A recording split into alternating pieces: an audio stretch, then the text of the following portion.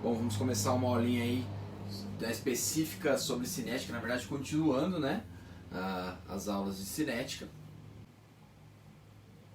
Bom, o assunto de hoje aí, né, cinética, química, a gente já estava falando sobre isso nas aulas anteriores e hoje a gente vai focar um pouquinho nos fatores que alteram a velocidade da reação, não é? Então nas aulas anteriores, só recapitulando, a gente estudou velocidade média, tá? O cálculo da velocidade de uma reação, bem simples, da mesma forma que você calcular na física, né, a velocidade média, né, do deslocamento de um carro, enfim, ou você correndo, aqui da reação é a mesma coisa, né? A coisa que a gente faz é um olhar sobre a reação, uma análise sobre a reação. Então a gente tem ali a variação da concentração do meu reagente ou do meu produto dividido pela variação do tempo, o intervalo que você está analisando. Aí você vai ter a velocidade média dentro daquele intervalo, certo? Tudo isso relativo aí à variação da concentração. Pode ser, claro, tanto, né, do reagente quanto do produto. Depois a gente entendeu por que, né, que esta velocidade média ela se altera ao longo do tempo também. Se a gente fosse pegando vários intervalos, né, intervalos diferentes, né, ao longo do tempo da reação acontecer, né, a gente vai vendo que a velocidade vai mudando. Né? Então, por exemplo, a velocidade de consumo do meu reagente vai caindo ao longo do tempo, tudo isso está ligado com probabilidade. Né? A gente viu na teoria das colisões que para eu ter a colisão efetiva, né, que é a colisão efetiva? É a formação de fato do meu produto, é necessário ter algumas coisas. Que são essas coisas? Né? Primeira delas, choque, claro, né? Frequência de choques entre as moléculas dos meus reagentes, entre A e B, por exemplo. Tá? Então, a primeira coisa que precisa acontecer é a frequência dos choques. Segunda coisa importante, né? Que tem a orientação favorável, assim que a gente diz. Por exemplo, se a molécula A e a molécula B precisam se chocar dessa forma, vamos supor aqui tampinha com tampinha, né? Não quer dizer que o primeiro choque vai ser tampinha com tampinha. Pode bater, né, de lado, de costas, enfim, né, de raspão. Então, nem todos os choques que vão ocorrer entre a molécula A e B, de fato, vão ter a orientação favorável. Só daí a gente percebe porque a reação não acontece instantaneamente. Né, porque a gente vai ter vários choques, né, só que apenas aquele que tiver a orientação correta, a orientação favorável, vai fazer com que a gente tenha a formação do produto. Mas é claro, para que tenhamos a formação do produto, é necessário também a gente vencer uma barreira de energia. Essa barreira de energia é a chegada do complexo ativado. Inclusive eu até mostrei isso para vocês, né, em desenhos. Deixa eu só ir passando o slide, já que eu estou falando, né, já podia aproveitar aqui, né, e colocar. Está aqui a formulazinha da variação da velocidade média, né, variação da concentração no caso para esta reação, né, o consumo de NH3 dividido aí pela variação do tempo intervalo. Né? Inclusive hoje eu vou começar fazendo alguns exercícios com vocês para relembrar isso daí, tá bom? Que eu acho que vai ser interessante. Deixa eu só dar uma catado geral em tudo isso daí. E aí a teoria das colisões, então acho que dá para enxergar aí, né? Enfim, pelo menos o desenho acho que vai dar para vocês enxergarem. Deixa eu só mudar uma coisa aqui. Né? Acho que fica um pouquinho melhor de enxergar, né? Fica mais colorido, certo? Então olha só, aqui está representando que a orientação está correta, né? Quando essa orientação está correta e também a gente vence a barreira de energia, né? Então gráficos como esses daqui para reações exotérmicas e endotérmicas, a gente precisa chegar até o topo dessa curva. O topo dessa curva é aquele momento, né, que a gente chama de complexo ativado. Aquele momento onde quebra as ligações, formam novas ligações. E para chegar lá a gente tem que vencer essa barreira de energia. Tá? Então, esta barreira de energia a gente chama de energia de ativação. Energia necessária para chegar até esse complexo ativado. Tá? Então, no caso desse primeiro gráfico é esta quantia de energia e desse segundo é esta quantia bem maior. Tá? Então, não basta você chocar aqui na orientação favorável, precisa ter um mínimo de energia para vencer a barreira, tá? Que a gente chama de energia de ativação, e chegar até o complexo ativado. Depois a reação acontece naturalmente. Tá? Isso explica o porquê, né, reações geralmente exotérmicas, que são espontâneas, elas não acontecem, né, simplesmente você colocar o reagente A e B. Por exemplo, enchi essa sala do meu quarto aqui de reagente hidrogênio, gás hidrogênio e gás oxigênio.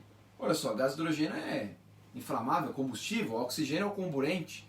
Então, só por eu colocar os dois aqui, é sinal que vai ocorrer uma reação de combustão, no caso, né, uma reação entre os dois e formar, por exemplo, água. Ou então encher isso aqui, encher esse quarto aqui de CH4, gás metano, com o O2 que já está presente no ar, aí simplesmente vai formar CO2 e água, que é a reação de combustão. Não acontece. Agora, se estiver cheio de gás metano nesse quarto, tá, com oxigênio, comburente necessário, e eu riscar um fósforo, ou seja, fornecer o mínimo de energia para se chegar ao complexo ativado, que é essa barreira, né? Que é essa barreira aqui, aí sim a reação acontece. A reação, no caso da queima do CH4, ela é exotérmica, vai liberar energia, dando condições para que outras moléculas cheguem nesse complexo ativado também. E aí a reação vai embora, né? Então isso aqui vai tudo pegar fogo. Claro que eu não vou encher isso aqui, esse quarto de gás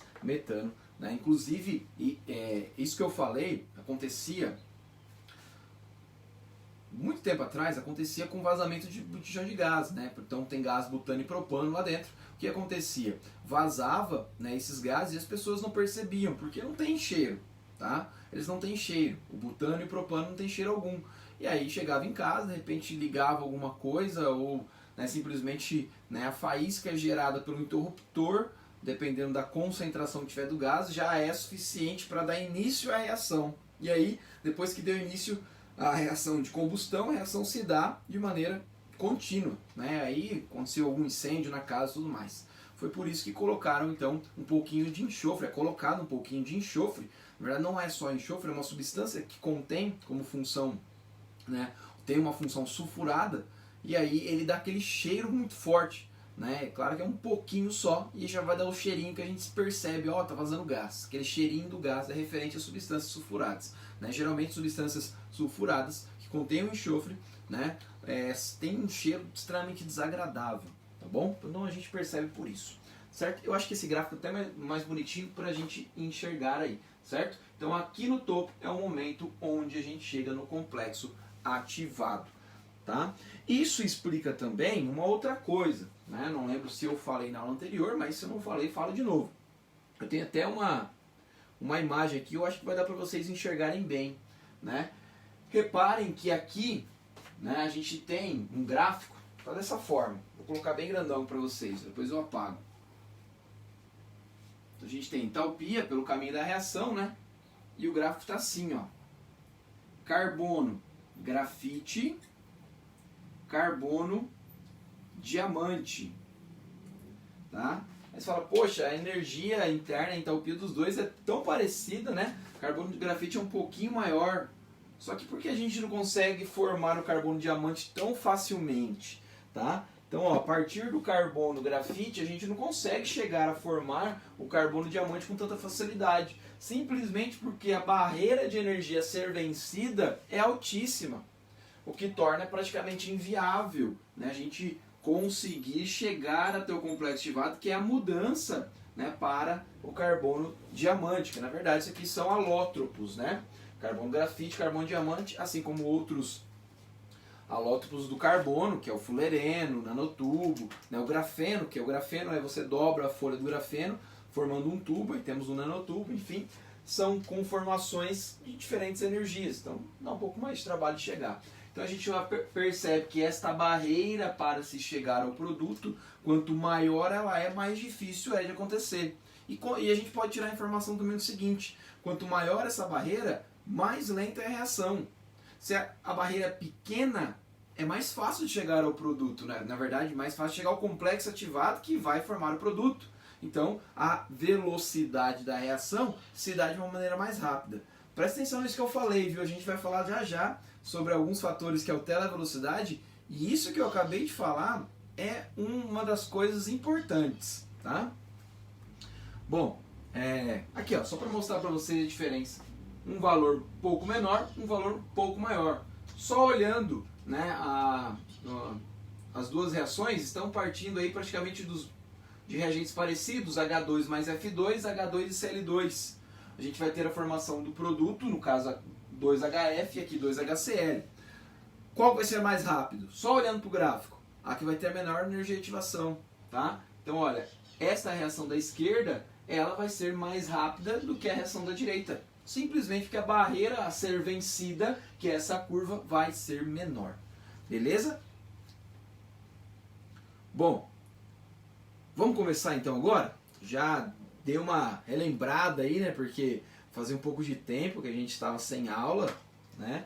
E agora a gente vai começar nos fatores que alteram a velocidade da reação. Tá? Eu vou começar com um bem facinho e a gente vai focar em um específico hoje, tá? Que é, né, a concentração. Esse é o mais importante, que aí a gente vai tirar a tal da lei cinética, a lei da velocidade. Tá? E é dele que a gente vai falar bastante hoje, inclusive.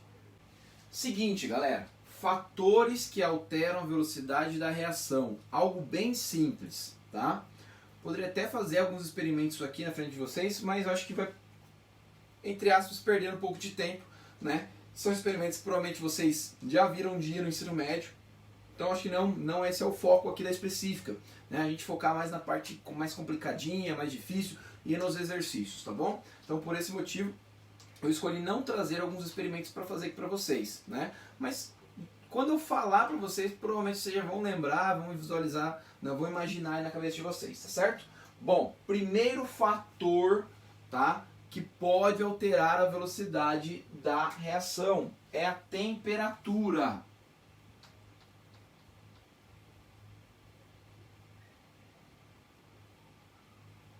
Então, ó, vou até colocar cinética, fatores que alteram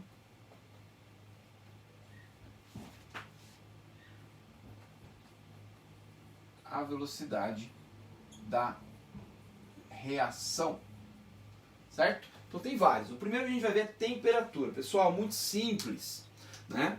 Quando você fornece calor para a reação, né, você está fornecendo energia para os seus reagentes. Agora pensa nos seus reagentes, eles estão recebendo essa energia, consequentemente está aumentando a sua energia cinética, ou seja, a energia de movimento. Então aquelas moléculas agora, reagentes A e B, por exemplo, estão mais agitadas. Lembra da questão da teoria das colisões que eu acabei de falar para vocês, relembrar com vocês? Né? O que acontece? Quanto uma das condições para que eu chegue na colisão efetiva, que é a formação do produto, é preciso ter frequência de choques, orientação favorável e energia mínima de ativação, beleza? Bom, você fornecendo calor, você aumenta a energia cinética, então o movimento das moléculas aumentam. Se o movimento das moléculas aumentam, consequentemente, o número de choques que irá ocorrer entre as moléculas reagentes também será maior. Isso comparando o mesmo intervalo de tempo, né? Então, uma maior temperatura, maior grau de agitação das moléculas, maior o número de choques. E aí é questão de probabilidade. Se eu tenho um número maior de choques, óbvio que para se chegar à colisão efetiva, aumenta a sua chance. Da mesma forma, se eu jogo um joguinho na loteria e você joga 1000 jogos na loteria, a probabilidade de ganhar sua é muito maior do que a minha. Simples assim. Então, quanto maior o número de choques, a probabilidade desse choque ter colisão, né, a colisão efetiva, ou seja, orientação favorável e a energia mínima de ativação vai ser maior. E até um outro detalhe, eu fornecer calor, fornecer energia, reparem que se elas estão mais agitadas, o seu movimento cinético é maior, a energia de ativação, ou seja, moléculas que têm condições de se chocarem com a energia mínima necessária, também será maior. Ou seja, se as moléculas precisam se chocar, orientação favorável, e ela precisa ter uma energia mínima, se elas estão numa velocidade maior, claro que a chance dela de atingir essa energia mínima no primeiro choque já é bem maior. Tanto que esse gráfico aqui, tá? Acho que dá para vocês perceberem. Tá algo mais ou menos assim, ó. Vou até tentar desenhar. Tá mais ou menos assim, ó.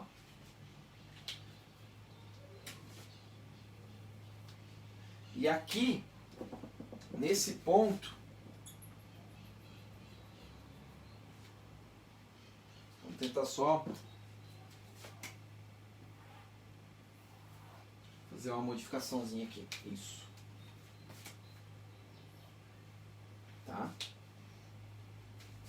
O que a gente tem, pessoal? Daqui para frente,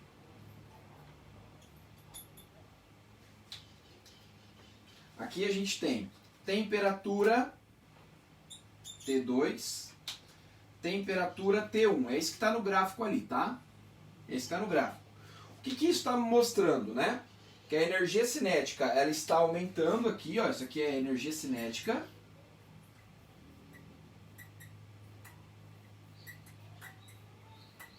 E aqui é o número de moléculas.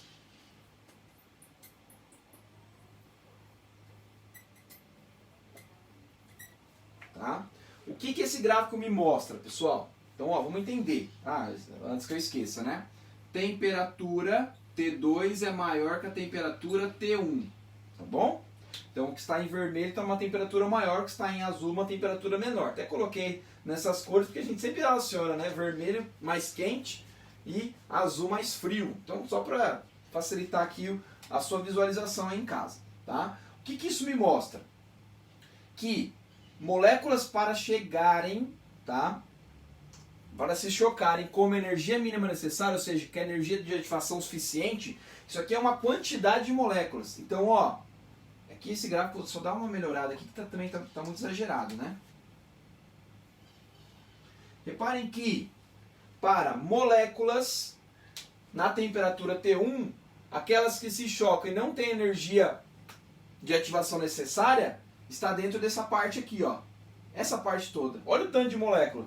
E qual teria energia suficiente? Esse tanto de molécula. Isso uma temperatura menor.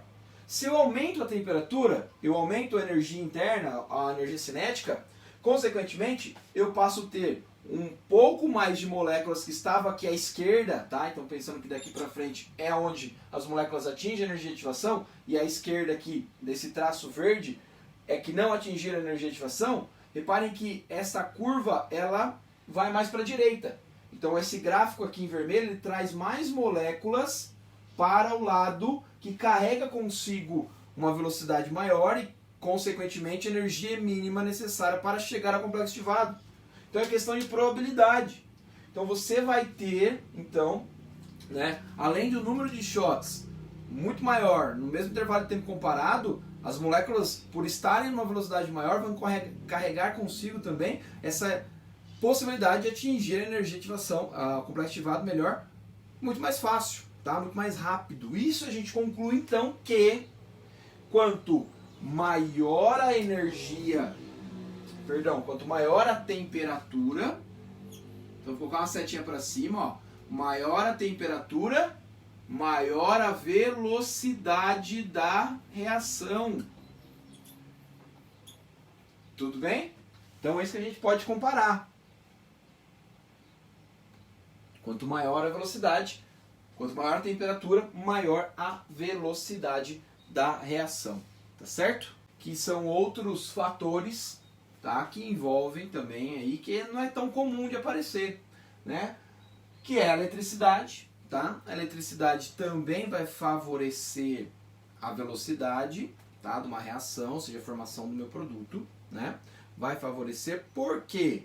Porque a eletricidade também é uma energia, né? Então você está fornecendo energia para a reação. Consequentemente, né, as moléculas conseguem atingir o complexo ativado de uma maneira mais fácil. Você está fornecendo energia para o meio. Tá? Então pensa em questão de probabilidade, né? E a ideia matemática de probabilidade aqui é extremamente importante, tá certo? Bom, continuando, só mostrando uma reação onde a gente tem gás hidrogênio, gás oxigênio, uma faísca elétrica, o mesmo exemplo que eu usei agora há pouco, né? Podia ser com gás metano, mais o oxigênio, uma faísca elétrica, eu forneço energia para romper a barreira de potencial, ou seja, chegar até o complexo ativado, certo? Então, bem simplesinho.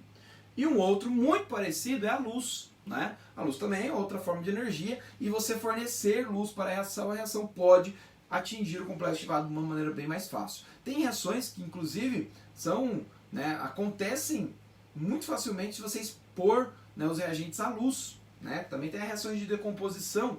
Água oxigenada, por exemplo, H2O2. Você verifica que ela tem um frasco fosco.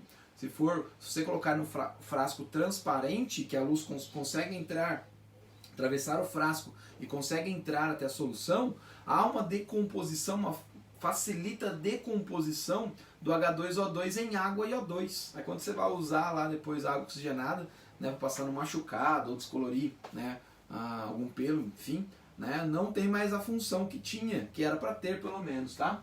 Então aqui a gente pode encontrar, né, a luz influenciando aí a velocidade das reações, né, a reação de fotossíntese, por exemplo, e a fotólise. Fotossíntese aqui, até coloquei, não sei se vai dar para ver, CO2 mais água, né? Claro, com a ajuda da luz, a gente forma aí o açúcar, amido, celulose e assim vai, né? A gente não, né? As plantas, tá?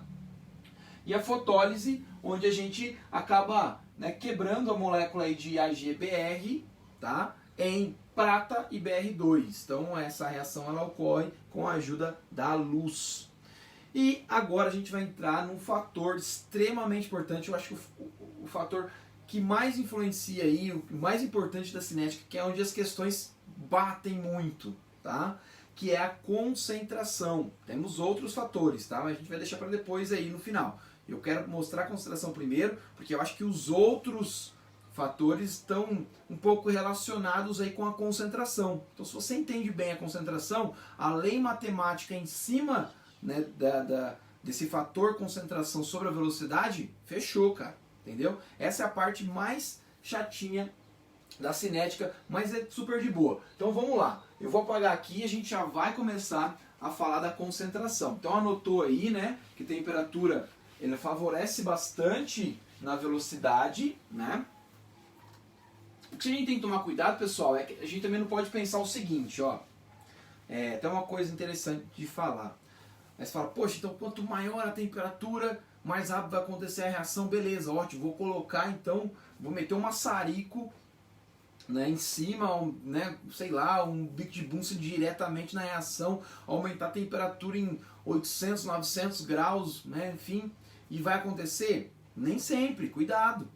Por quê? Porque às vezes você fornecer tanto calor, tanta energia, você pode destruir o seu reagente, tá? Então acontece quebra das ligações, você desfaz, o seu reagente A já deixa de ser A, tá? Então tem esse problema. Então as reações, né, elas aceleram com o aumento da temperatura, legal, mas às vezes se aumentar muito, mas se for um composto orgânico, você pode fornecer energia suficiente para ocorrer a quebra das ligações. Você acaba, né, desfazendo o seu reagente A, por exemplo. Tá? Então tem que tomar um pouquinho de cuidado. Por isso que nem todas as reações no laboratório a gente não faz a 1000 graus, por exemplo. Tá? Tem reações que pode fazer, pode chegar e tal, mas nem todas. Né? Ainda mais quando for reações compostos orgânicos, né? Que temos bastante ali, né, ligações entre carbonos, ligação dupla, ligação pi que é mais fácil de ser quebrada, então a gente às vezes pode favorecer outras reações. Tá? Só para dar uma ligada aí que vocês estão estudando orgânica também, reações, e aí de repente a gente pensa, poxa, sempre vou aumentar quanto isso daí, né?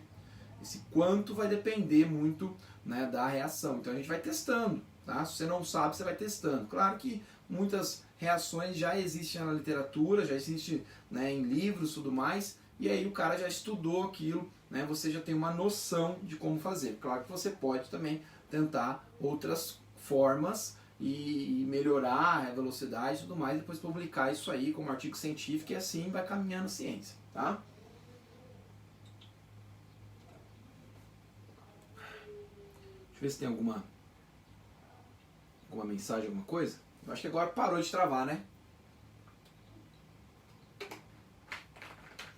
Depois manda alguma mensagem aí pra falar se tá legal, se travou. Varia muito, tem dia que não trava de maneira alguma e tem dia que trava muito, né? Depende muito do horário. Já dei algumas aulas aí que foi tranquilaço, não travou nenhum momento. E aí chega outros momentos que trava muito, tá? Bom, vamos lá. Concentração, galera.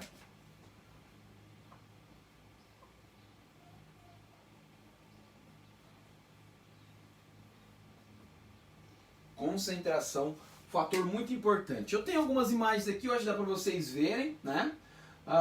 Mas é o seguinte, Champs, olha que maluquice, né? É muito fácil, né, da gente pensar.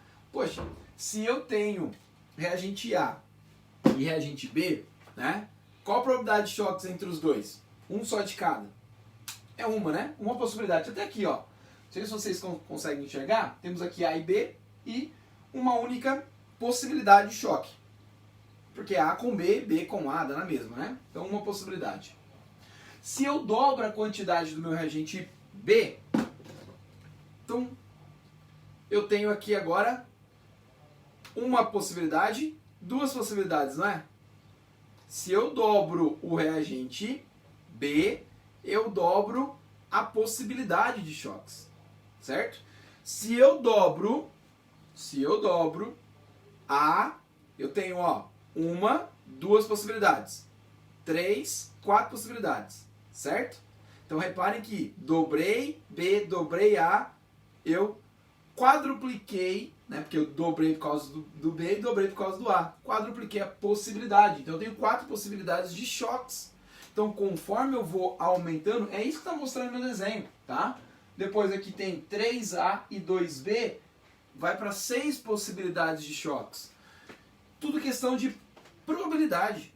Claro, esse choque pode ser efetivo? Pode. Pode não ser efetivo? Pode. Mas você aumentando o número de choques, por aumentar a quantidade de reagente, tanto um quanto o outro, claro que, né, a gente percebeu aí que aumentando um, né, aumentando os dois, aumentou mais. Mas vai depender um pouquinho da reação, tá bom? É isso que a gente vai ver também. Então você tem aí um aumento da velocidade da reação, ou seja, a formação do seu produto vai se dar de uma maneira mais rápida, tá? Então, essa imagem aqui já dá para perceber, né? Então, ó, os reagentes aqui do lado esquerdo, as bolinhas azuis e verdes, então o número de choques que pode correr entre elas é um valor X, enquanto quando eu aumento muito a concentração desses reagentes A e B, o número de choques a ocorrer vai ser bem maior, tá? 2x, 3x, 4x, enfim. E aí a questão da probabilidade, certo? Então a gente vai ver alguns detalhes agora, eu vou colocar, né, alguns exemplos aqui e a gente vai ver uma relação matemática da concentração com a velocidade. Então, basicamente é o seguinte, o que a gente já percebe aqui? De uma maneira geral, poxa, você precisa lembrar o seguinte, quanto maior a concentração, lembrando que concentração é aqui o colchetes, tá? Maior a velocidade.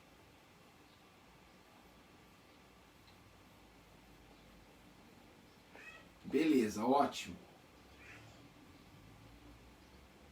Fechou, isso aqui a gente já sabe. Agora tá, como é que eu vou ter uma relação matemática? Simples, baby. Velocidade está diretamente relacionada com a concentração, não é? Então a gente vai dizer o seguinte, ó. Velocidade é igual uma constante K, tá? Vezes a concentração dos reagentes. Vou colocar aqui, ó, A e B. Tá? E esses reagentes vão estar elevados a algum fator, algum expoente aí, que eu coloquei como NM. Então, uma reação genérica, tá? Vamos colocar aqui, ó, uma reação entre A mais B formando C, onde eu tenho coeficiente Azinho, Bzinho e Czinho. Reparem que eu não elevei Azinho e não elevei Bzinho. Já vou explicar por quê. De repente você deve estar lembrando, pô professor, mas eu lembro que eu elevava ao próprio coeficiente em um certo caso, tá? É um certo caso. E olha, isso aqui é extremamente importante para a gente entender melhor equilíbrio químico. Então tá tudo ligado, tá certo? Inclusive, equilíbrio químico é nosso próximo assunto e é um dos mais importantes aí. Né? O EN adora, cai bastante no vestibular, tá certo? Então, ó, basicamente a gente tem isso, que velocidade da reação é diretamente proporcional a uma constante. Essa constante, né, ela está relativamente ligada com as condições da reação, temperatura, tudo mais, pressão, enfim, com as condições. Então, esse K pode variar. Você pode ter os mesmos reagentes, tá? Mas dependendo das condições, quem vai variar é o K, tá? Então, pode variar aí dependendo das condições. Vezes a concentração dos seus reagentes, no caso A e B, elevado a algum fatorzinho. É esse fator que a gente vai descobrir por uma análise de experimentos, por análise de dados experimentais, tá certo? Aí tem uma outra forma, um outro caso que a gente eleva o próprio coeficiente, mas eu vou explicar quando a gente faz isso, né? Então vamos lá. Eu já vou passar aqui o slide, eu vou ter o primeiro exemplo. Para fazer aqui, talvez vocês não estejam vendo muito bem, eu vou colocar a tabela, tá? Bem grande aqui para a gente analisar. Vou fazer bem grandão aqui. Então a gente vai ter a reação. O exemplo, o primeiro exemplo.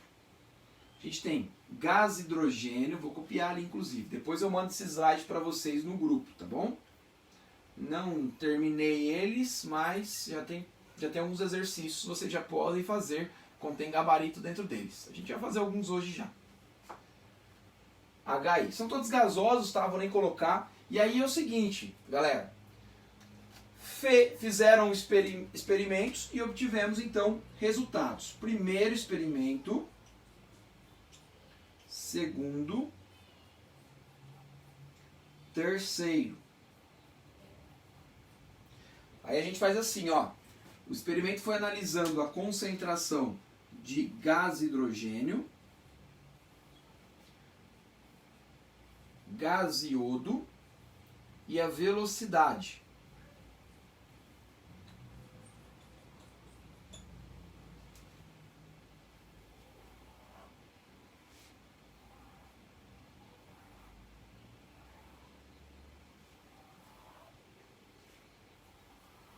Então aconteceu, o cientista foi lá, fez a reação, tá certo? Então ele analisou.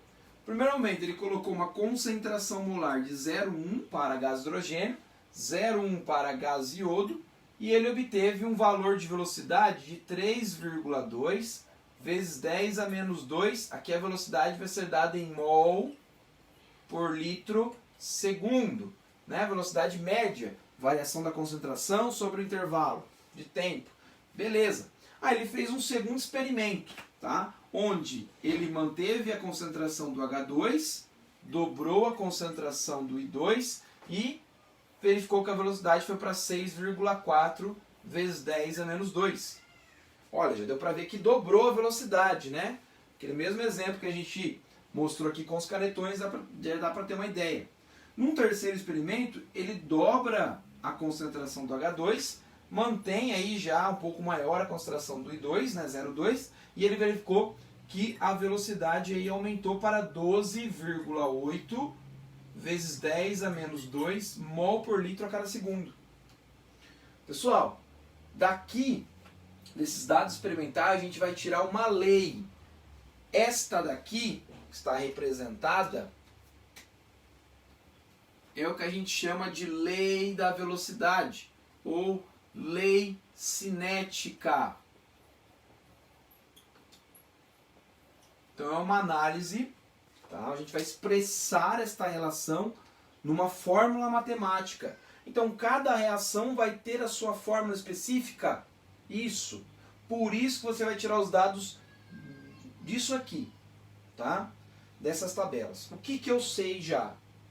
Que para esta reação do exemplo, velocidade é igual a uma constante K vezes a concentração dos reagentes. Quem que é reagente?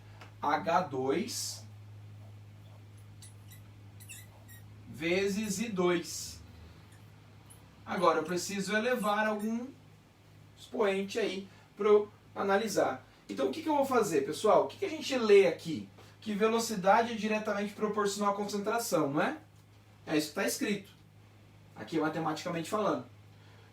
Eu preciso verificar se de fato, na prática, a velocidade da reação é diretamente proporcional à concentração de H2. Simplesmente diretamente proporcional. É isso que a gente precisa ver. Como que a gente vai analisar então? Champs, presta atenção. você vai comparar experimentos. Ah, então eu posso pegar o 1 com 2, o 1 com 3, o 3 com 1, o 3 com 2, do jeito que você quiser. Ou 1 com 7, enfim, não importa quantos experimentos você tiver nos dados. Você vai escolher 2, você vai comparar, tá bom? Pode comparar, né, de 2, o 1 com 2, o 5 com 6, né, o 3 com 8, enfim. Mas, para você comparar, você vai fazer o seguinte: você sempre vai analisar um reagente de cada vez. Pegou a ideia? Um reagente de cada vez. Por quê? A gente percebeu, né, que se eu tenho, por exemplo, reagente A e B, existe uma possibilidade de choque, não é? Se eu dobro reagente A, eu dobro a possibilidade de choques, certo? Então, só para você ter uma ideia, eu preciso ter análise de um de cada vez, um reagente de cada vez. Então, o que a gente vai fazer? A gente vai pegar 2 experimentos na qual um dos reagentes não altera o valor da concentração. Então, eu vou escolher aqui o primeiro e o segundo. Por que o primeiro e o segundo? Porque, olha só, a concentração de H2 nos experimentos 1 e 2 é o mesmo. Então, a gente diz que se mantém constante. Vou abreviar aqui, ó, constante. Já a concentração do I2, comparando, ela dobra, aumenta 2 vezes, ó, não é? O que aconteceu com a velocidade nesse momento? De 3,2 foi para 6,4, também dobrou. Então o que a gente tira de informação? Que quando eu dobro a concentração do I2, dobra a minha velocidade. Ah, então eu mantenho sempre a mesma proporção, né? Se eu triplicar a concentração do I2, eu triplico a velocidade. Se eu quadruplico a concentração de 2, eu quadruplico a velocidade. Então eu tenho que dizer que a velocidade ela é diretamente proporcional simplesmente à concentração do H2. Então, esse H2 vai ser elevado a 1. Porque se eu dobro esse valor, consequentemente, a velocidade também dobra. Tá? Coloquei o vezes bem grandão aqui, né? Então a velocidade também dobra. Tá certo? Se eu triplico esta concentração, a minha velocidade também triplica. Por isso que é elevado a 1. Para que esse expoente não altere aí, né, o meu aumento da concentração. Tá certo? Fechou então, já descobrimos o primeiro. Vamos para o outro. Agora eu vou fazer de vermelho aqui, ó. Então o que a gente tem que fazer na sequência? Agora eu não posso variar I2, eu tenho que variar H2. Para a gente descobrir qual que é o efeito do H2 sobre a velocidade da minha reação. Então escolhe 2 experimentos, né, que no caso I2 não altera. Onde I2 não altera? Aqui, ó. O 2 e o 3. Fica constante, né? Constante. Agora, o que aconteceu com a concentração do H2? Dobrou, aumentou 2 vezes. E a velocidade? De 6,4 para 12,8 também dobrou. Então, da mesma forma, como a gente viu para o I2, o aumento da concentração de 2, por exemplo, dobrei a concentração, dobrou a minha velocidade. Eu vou dizer, então, que a velocidade é diretamente proporcional, tá? Diretamente proporcional à concentração de H2. Comem aí, pessoal. Acabei de colocando 1 no H2, né? No I2. Mas também no H2 vai dar 1, né? Então, tranquilo. Pessoal, só para já adiantar para vocês, isso daqui é ordem da reação. Isso aqui também. A gente fala o seguinte, ó. Eu vou dizer então que esta reação é de primeira ordem em relação ao reagente H2. É de primeira ordem em relação ao reagente I2. E a ordem global, tal da ordem global, que eu já vi em algum lugar, professor. A ordem global é o seguinte, a gente vai somar. Então, ó, pegando esse exemplo, né, N mais M é o resultado da ordem global. Ordem global da reação. Então, neste exemplo, seria 1 mais 1, ordem global, 2. Tá? Eu vou dizer, então, que a reação ela é de segunda ordem. A reação. Tá bom? reação inteira de segunda ordem. Né? Enfim, vai depender do livro que você adotar, ele vai falar de uma forma. A ordem global é 2, ou ele é de segunda ordem global, blá blá. Tá? Mas se você quiser analisar só reagente por reagente, H2 de primeira ordem e 2 de primeira ordem. E da reação inteira, você soma os expoentes. Beleza? Ordem 2. Cai pouco isso daí, mas já caiu. Então, com uma bobeirinha você não pode, né, falhar aí. Certo? Vamos para outro exemplo? Esse é fácil, né? Só para começar aí, esse é bem tranquilo. Agora outro exemplo, também não é difícil. Eu já vou apagar algumas coisas aqui. Tá? A minha reação, inclusive, já muda, já se altera. Vou trocar. Tentar deixar o esboço aqui.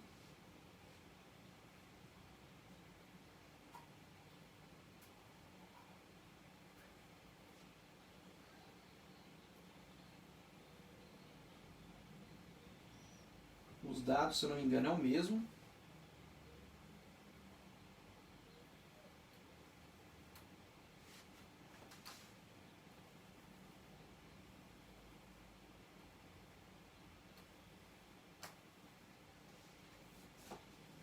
Deixa eu só ver. Vai mudar aqui só. As velocidades vão se alterar. Então, ó, a reação agora é essa. 2NO mais gás hidrogênio forma N2O mais H2O. Tá certo? Então, aqui a gente vai ter a concentração do NO, concentração do H2. Eu estou tirando os dados ali do exercício aqui, do exemplo, tá bom? Só para informar para vocês, colocar bem grandão. Aqui está igual, aqui é 1,2 vezes 10 a menos 4, 2,4 e 9,6. Beleza, tá aqui, pessoal. Então o que a gente vai fazer? Reparem.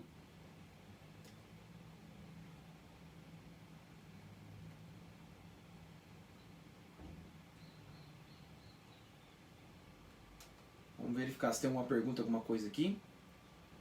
Tinha chegado uma mensagem, achei que era de vocês. Bom, reparem que os meus reagentes é NO e H2. Então, velocidade é igual a uma constante K, vezes a concentração do NO, vezes a concentração do H2. Agora, quais fatores, né, qual vai ser o expoente desses caras? Eu vou tirar a informação da minha tabela, tá bom? Então vamos lá, vamos escolher um primeiro aí. Qual que vocês querem escolher? Vamos escolher o H2 para o NO, beleza. Condição já está, né, e dobrando aqui. Pessoal, professor, peguei um exemplo aqui que ele não dobra, ele triplica. Tem problema? Não. Não tem, tá? Eu poderia fazer então o contrário também, que ó, daqui para cá não muda, mas daqui para cá divide por 2. Poderia? Poderia. Quer ver, ó? Daqui para cá dobra, né, o valor. E daqui divide por 2. A análise é a mesma. Analisando então o experimento 1 com 2, o que aconteceu com a velocidade? Não dobrou? Quando eu dobrei a concentração de H2? De 1,2 vezes 10 menos 4 foi para 2,4. Dobrou. Aí, se eu analisar o contrário, do experimento 2 para o primeiro, eu posso? Claro que posso. Não dividiu por 2, não caiu pela metade a concentração? O que aconteceu com a velocidade? Também dividiu por 2. Então, reparem que eu mantenho a proporção. Eu vou dizer que a velocidade ela é diretamente proporcional à concentração do H2. Simplesmente isso. Então, isso aqui tem que ser elevado a 1. Da mesma forma que a gente viu anteriormente. Agora, onde vai estar a diferença? A diferença vai estar no NO. Quer ver? Vamos pegar o experimento 2 e 3. O que aconteceu com a concentração do H2? Nada. Constante. Agora, do 2 para o 3, eu dobro a minha concentração. Se eu dobro a minha concentração, tá? Se eu dobro a minha concentração, o que aconteceu com a minha velocidade?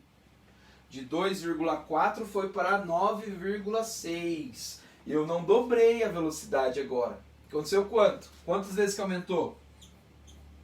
4 vezes. Tá? 4 vezes. Então eu posso simplesmente dizer que a velocidade ela é diretamente proporcional à minha concentração do NO só? Não. Pessoal, dá uma analisada aqui, ó, dá uma ligada. Não dobrei a concentração? Dobrei, né? Para que a velocidade quadruplique quando eu dobro, esse 2 tem que ser elevado ao quadrado. 2 ao quadrado não dá 4? Não aumenta 4 vezes a velocidade? Então a gente vai dizer o seguinte, que a velocidade da reação ela é diretamente proporcional ao quadrado da concentração do NO. Por quê? Porque se eu dobro este valor, este valor está elevado ao quadrado. Então 2 ao quadrado, 4 vezes aumenta a minha velocidade. Se eu triplico esse valor do NO de concentração, 3 ao quadrado aumenta 9 vezes. E assim vai indo. Então eu não vou dizer que a velocidade é simplesmente diretamente proporcional à concentração do NO, porque não é. Ela é proporcional, a velocidade é proporcional ao quadrado da concentração. Então repare que eu tirei essa informação aqui dos dados. Tá certo? Ficou claro, pessoal? O porquê então eu faço isso? Tá? Esse é o momento que eu acho que o pessoal sente mais dificuldade, né? De fazer essa análise. Então, toma um pouco de cuidado. Quando é simplesmente, dobrei, tripliquei, né? Tipo, tripliquei a concentração, triplicou a velocidade, quadruplicou a concentração, quadruplicou a velocidade, é diretamente proporcional, elevado a 1. Agora, se eu dobro a concentração, quadruplica, é elevado a 2. Triplico, nonuplica, não sei se assim se fala, assim que fala, né? Você eleva ao quadrado, tá? E você pode fazer análise contrária, como eu falei para vocês, né? Então, se eu fazer essa contrária, do 3 para o 2, divide por 2, né? E do 3 para o 2, cai 4 vezes. É como se eu estivesse dividindo por 4, né? Então, esta relação também dá para ser feita de maneira contrária. Certo? Vamos continuar aí?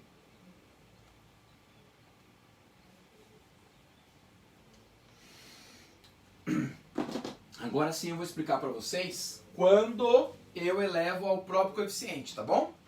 Quando eu elevo ao próprio coeficiente. Então vou apagar aqui rapidinho. Vou apagar só um exemplo aqui.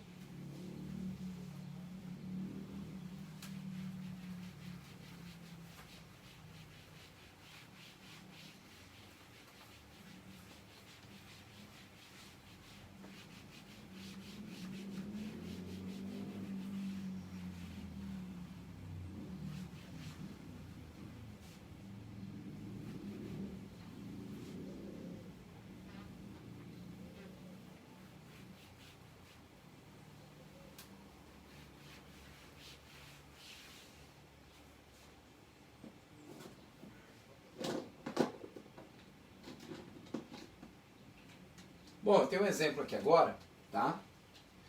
O que a gente tem que lembrar, pessoal, né? Aí você deve estar se perguntando, pô, professor, por que a gente tem que tirar as informações dos experimentos? Porque nem todas as reações, elas acontecem de maneira direta, certo? Elas acontecem em etapas. E essas etapas a gente às vezes não vê, né? Tá lá, acontece a reação, acontecem as etapas, e aí você chega no produto. Eu pego lá, coloquei o reagente A e B, de repente formou C, C reagiu com A e formou D. Mas eu coloco na reação que A e B forma D. Não é? Porque às vezes esses intermediários da reação não tem tanto acesso, não consegue observar e tal. Enfim, né? Por isso que a gente tem que tirar a informação dos dados experimentais, tá bom?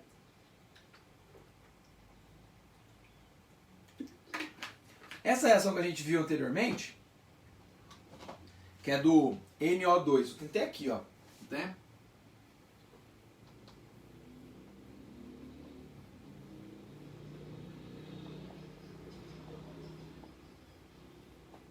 Mecanismo da reação, tá? Então, ó, aquela reação NO2 mais CO formando NO mais CO2, certo? Essa reação a gente trabalha lá com ela, beleza, ótimo. A gente tira os dados experimentais, né? Inclusive foi até o anterior, né? Deixa eu só ver. Não, foi parecido, não foi a mesma reação. Mas enfim, esta reação, na verdade, ela ocorre em duas etapas. Etapa 1 e etapa 2. Quais são as etapas? Vou colocar aqui para vocês. Ó. 2NO2 forma primeiro o NO3 mais o NO e depois na sequência o NO3 reage com o CO formando o NO2 mais o CO2. Tá? Reparem que se eu somar essas duas etapas, a gente vai chegar no que a gente chama de etapa global, né? Etapa global. Então, ó, vou somar as duas aqui, ó, de um jeito bem simples, tá? Tudo que é reagente eu coloco, tudo que é produto eu coloco. Mas eu posso simplificar já, né? Reparem que eu formei NO3, na sequência eu já consumi NO3, certo? Então eu posso cortar. E eu também, né, posso simplificar aqui, ó, 2NO com 1NO. Então ficaria quantos NO aqui, ó? 1, né? Um só. Então vamos lá. Ficaria NO, 1 mol de NO, 2, perdão, mais CO, formando NO mais CO2. Reparem que esta etapa global é a mesma que eu exemplifiquei para vocês aqui no início, ó, do exemplo. Né? Eu mostrei que esta reação, inclusive, ela ocorre em duas etapas. Está aí. Agora, pessoal, acabei de mostrar e falando, ó, olha só, esta reação ela acontece em etapas. 1, 2 e a global. Beleza. Tá. Da onde você vai tirar a lei cinética? Da onde você vai tirar? Aí que tá. Cuidado, né? Porque eu vou ter as etapas que vai influenciar diretamente na formação aqui da equação global. Então a gente sempre vai analisar as etapas para tirar a lei cinética. E aí eu não tenho os dados experimentais, mas eu tenho uma informação importante, né? Tem uma informação importante. Esta reação global, tá? Ela é classificada como uma reação não elementar. Por que não elementar? Porque ela não ocorre, tá? Não ocorre numa única etapa, tá certo? Só que ela é formada por etapas que são reações elementares. Então isso aqui é uma reação elementar.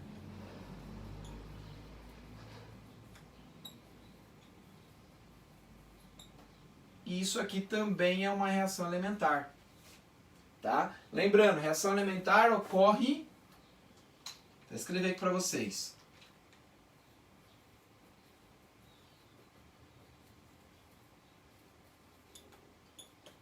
Ocorre numa única etapa. E reação não elementar ocorre em duas ou mais etapas. Tá certo? Beleza? Então essa é uma ideia básica para a gente começar a entender. O que acontece? As etapas elas ocorrem numa única vez. Ou seja, NO2 com NO2 se chocando vai formar NO3NO. Não tem etapas intermediárias dentro dessa reação. E não tem etapas intermediárias dentro dessa segunda reação. Agora, dentro desta reação, existem essas duas. Entende? Porque eu classifico essa como não elementar e essas duas como elementares. Tá bom? E aí, uma outra informação importante. Eu vou ter etapas que são mais rápidas, etapas que são mais lentas. Inclusive, desta reação, esta etapa é lenta e essa etapa é rápida, em comparação. Aí você fala, tá, e aí, como é que eu vou fazer agora para tirar a lei cinética disso? Pessoal, agora sim você vai elevar ao próprio coeficiente estequiométrico da reação. Só que de qual? Qual delas que eu vou pegar aqui? Qual delas? Tem várias. Você vai pegar sempre da etapa lenta. Ah, então beleza. Etapa lenta é essa daqui. Lembrando, tem que ser da reação elementar, tá certo? Não da global, porque ela não é elementar. Tá? Você vai pegar de uma das etapas. Qual delas? Da lenta. Ah, então velocidade é igual a uma constante K vezes a concentração do meu reagente. Quem que é o reagente aqui? NO2. elevado a quanto? Ao seu próprio coeficiente estequiométrico. E o coeficiente aqui não é 2? Então eu vou levar isso aqui a quadrado. Essa é a minha lei cinética para essa reação? É. Porque eu estou te informando as etapas intermediárias. Aí você fala, tá, mas por que eu vou escolher a etapa lenta e não a rápida? Já que eu estou falando de velocidade e tal. Simples. Sempre eu uso esse exemplo, é bem ridículo, mas eu acho que é fácil de entender. Né? Eu sei que já deu nosso tempo aí, pessoal, mas calma um pouquinho aí, só para terminar essa ideia. Né? Você vai lá, passou na UEM, vai lá no restaurante, no RU, restaurante universitário, gostoso, né? E aí lá eles servem a comida para você na bandeja, né? No prato que é grandão, tal, bandejão. E aí o que acontece? Vamos supor, né, hipoteticamente, que, né, você tem lá a pessoa que coloca o arroz no prato, a pessoa coloca o feijão no prato, a carne no prato e a salada no prato, tudo bem? Então, a primeira pessoa que coloca o arroz, ela consegue colocar, dentro de 1 minuto, arroz em 5 pratos. Tá certo? Então vai passando, né? Aquela filinha, né? Vai passando o pessoal com o prato colocando. Então, ela consegue em 1 minuto colocar arroz em 5 pratos. O cara do feijão faz a mesma coisa. Em 1 minuto ele também consegue em 5 pratos. O cara da carne, em 1 minuto ele consegue colocar carne em 5 pratos, né? Seguindo a filinha. O cara, né, da salada, né? Consegue colocar em 3 pratos em 1 minuto. Aí eu pergunto para vocês, quantos pratos sairão prontos após 1 minuto? 5? 3? 4? 2? 1? Quantos? Se todo mundo colocasse comida em 5 pratos em 1 minuto, sairia 5 pratos prontos após 1 minuto, certo? Mas o cara da salada ele é um pouco mais lento. Então ele coloca em 3 pratos em 1 minuto. Ou seja, só vai sair após 1 minuto, pratos prontos, completos, vamos dizer assim, tá? Após 3 minutos, porque o cara lento, ele atrasa a fila, tá certo? Claro, vamos pensar aí, poxa, mas atrasou, o outro segurou. Não, é só pra gente ter uma ideia, uma noção de que quem é lento, tá? Quem é lento é o que determina a velocidade da reação. Então, por isso que eu escolho, tá? A etapa lenta. E aí agora sim eu posso elevar ao próprio coeficiente estequiométrico do meu reagente. Tá certo? Beleza, galera? Né, uma outra coisa só para terminar aqui, né, uma coisa só para terminar, antes que eu esqueça, já molecularidade, se vocês lerem alguma questão, o que é molecularidade? É o número de moléculas que estão se chocando para ocorrer a reação. Por exemplo, qual é a molecularidade dessa primeira etapa? 2. Por quê? Porque eu tenho que ter no mínimo 2 moléculas do NO2 se chocando. Está aqui, ó. Qual que é a molecularidade dessa reação? É uma de NO3 e uma de CO2. De CO, perdão. 2 a molecularidade. 2 moléculas se chocando. Aqui, 2 também.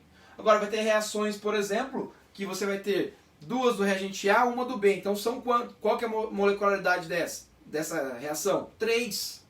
Porque você tem no mínimo 3 moléculas se chocando.